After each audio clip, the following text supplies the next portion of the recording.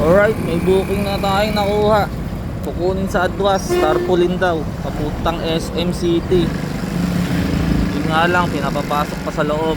4th floor pa naman. In 600 meters, turn right onto Del Pilar Street. Okay na to, sige, puntahan ko na. Alright, ito na. Pick up na natin. Nadalhin sa SM City. Sige, dalhin ko na to. Iakit pa to ng 4th floor. Let's go. Alright, andito na tayo sa SM. Papark lang ako, tapos iakit ko to ng 4th floor. Mag-elevator na lang ako.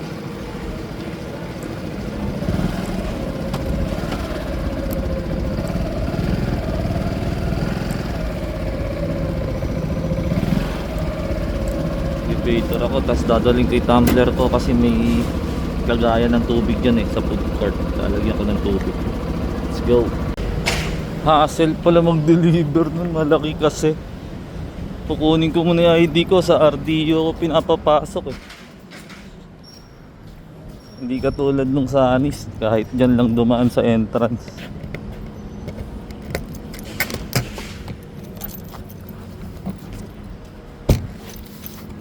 Sige, balik ako dun.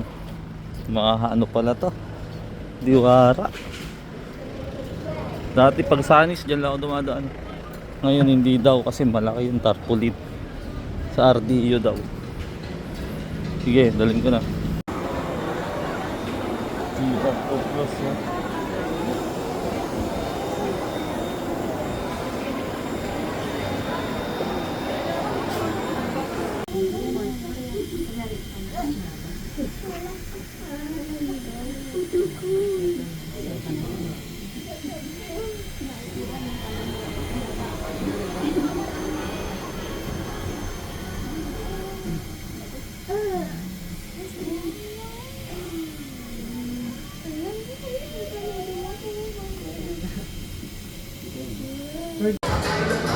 Alright na, drop na natin. Ayun ito si Mamo, busy.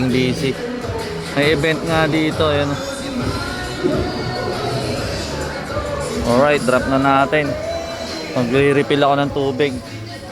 Let's go. Ito, dito tayo magre-refill.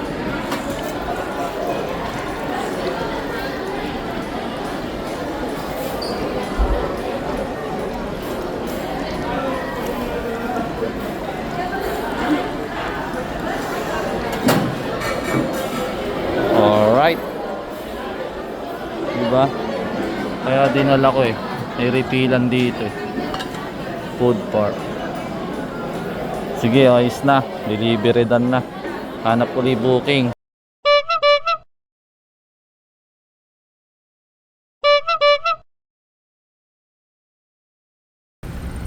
Alright, may booking ulit. Ano naman daw to? Non-dairy creamer, 5 kilos.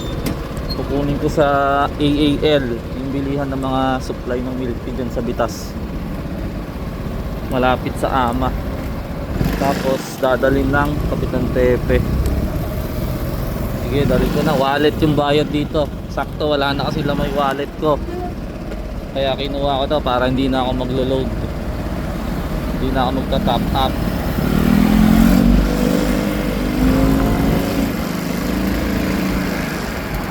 Alright, sige, kunin ko muna. Let's go. Alright, nandito na ako. Ito, kunin ko lang sa loob. Ito yung school na college. Sige, kunin ko lang. Let's go. Alright, na-pick up ko na ito. 5 kilo. Diyan na lang yan.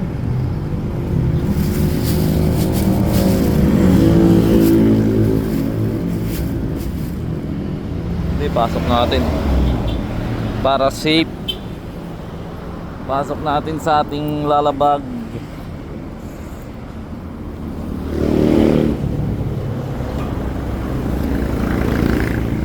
Ganito pala yung dairy creamer. Safe na safe sa Lalamove ang iyong bagahe at ang iyong items. Kaya book na. Let's go. Sheesh.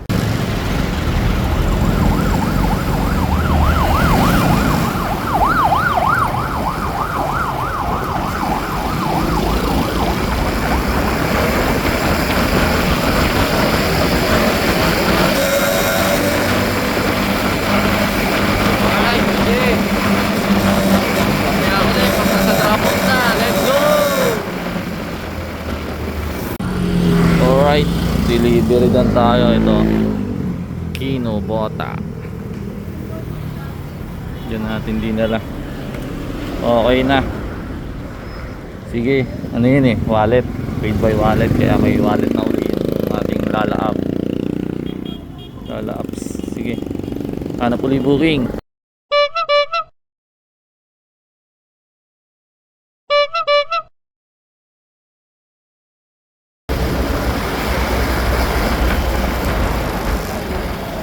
Alright, may booking tayo, uling nakuha.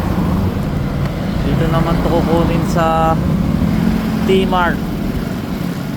Mga cups lang daw, papuntang Calle Bru.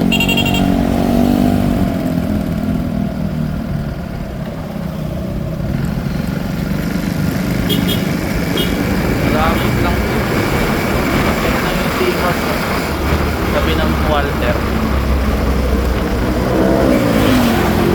Alright, sige, kunin ko muna. Alright, nandito na tayo sa T-Mart. Sige, kunin ko lang sa loob. Let's go. Alright, eto, nakuha ko na mga cups dito nga sa T-Mart. Sige, galing ko na to, dyan lang to eh, malapit sa Wesleyan. Let's go. Alright, delivery dan na uli dito, Calle Bru, lapit sa Wesleyan. Lapit. Alright, sige, hanap ulit tayong booking.